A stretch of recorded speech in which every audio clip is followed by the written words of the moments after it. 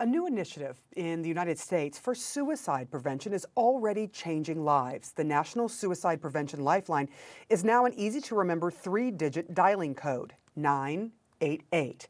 The hotline saw a 45% increase in calls and messages the very first week the new number came into effect. U.S. House Representative Seth Moulton co-wrote the bill to change the number after revealing his own experience with post-traumatic stress disorder, or PTSD. To discuss his mission, reforming mental health care, the congressman joins Michelle Martin. Sarah, thank you. Congressman Moulton, thank you so much for talking with us today. It's good to be here. Thanks, Michelle. So you're a sitting member of Congress, you're a former Marine. Right or wrong, this isn't the profile we normally associate with people who are open and aggressive and out there mental health advocates. So as brief as you can, just tell us, how did you become engaged with this subject?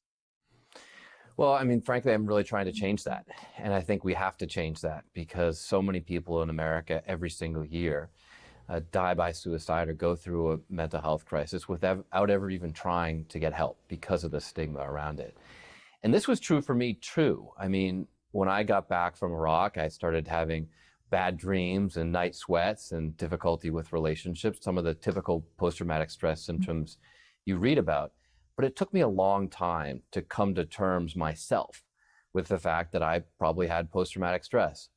And by the way, I call it post-traumatic stress because one of my best friends in the Marines said to me once, he said, Seth, after what we've been through, it would be a disorder if you didn't have a reaction to it, if you weren't affected.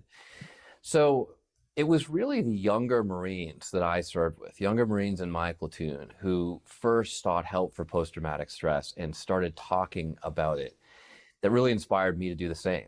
Now, when I was elected to Congress, I kept this totally hidden. I kept it hidden, the fact that I had dealt with post-traumatic stress, or even worse from a political perspective, that I had sought help for my mental health issue. Because that's, for a long time in American politics, basically been a death sentence for any political career.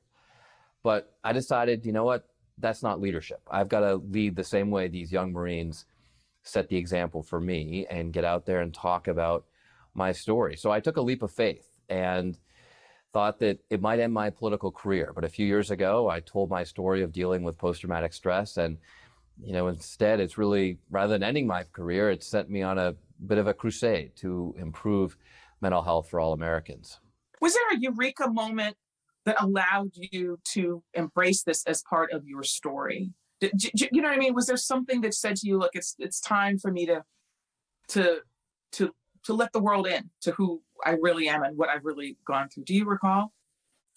I think it was a time when, sadly, my platoon was together for a funeral of one of the great Marines I served with, who died after we got home. And I saw what a difference it made for these young guys that someone, in my position would be willing to talk about this and tell my story. And that's been my experience ever since. I mean, I've had people all over the country come up to me and say, Seth, thank you for sharing your story. Now I feel like I can share mine. So 988, you're one of the authors of the legislation creating 988 as an alternative to 911. What does this do? What is the benefit of this? Well, of course, the most obvious benefit is that it is a number people can remember. You wake up in the middle of the night and your house is on fire. You don't have to Google the local fire department. Everyone knows you dialed 911. And now if you or a loved one has a mental health crisis, you just know you can dial 988 to immediately get help. But the other thing I hope it addresses is this stigma, because there's two fundamental problems with mental health care in America. The first is that people don't know where to call or where to turn in that desperate moment. But the second is that they're afraid to do so. They're embarrassed to do so. That's why so many Americans every single year don't get any help for their mental health condition. I mean, imagine if half the Americans who broke a leg every year never saw a doctor, never got a cast, never got it set.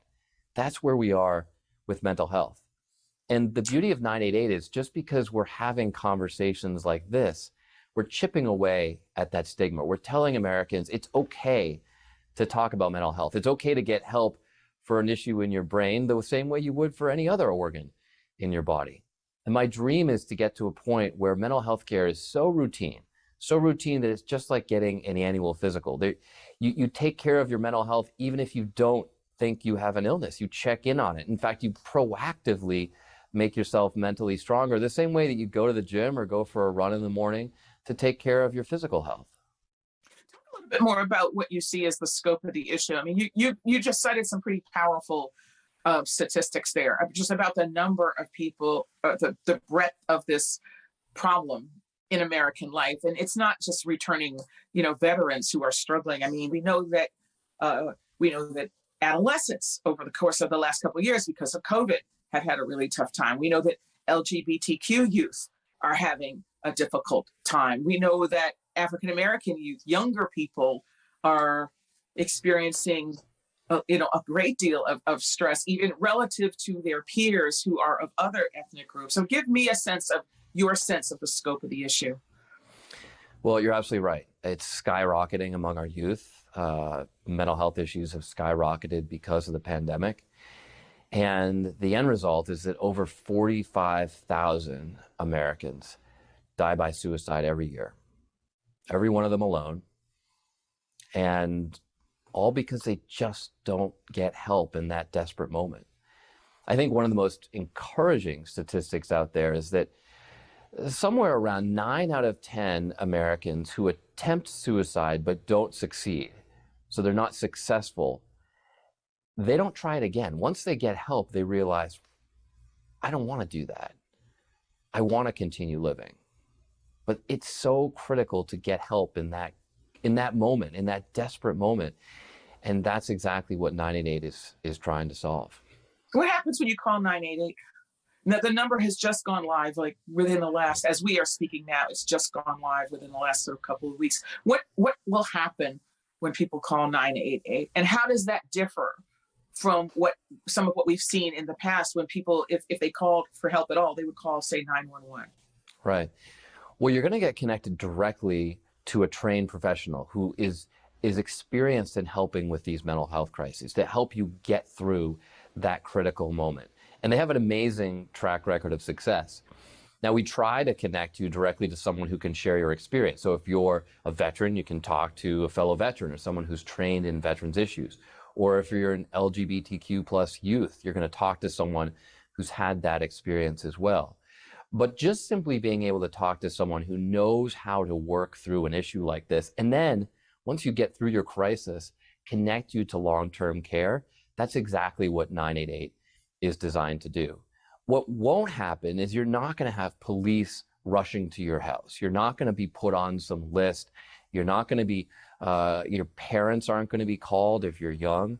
This is not about getting in trouble. It's just about getting help. And that's one of the most important things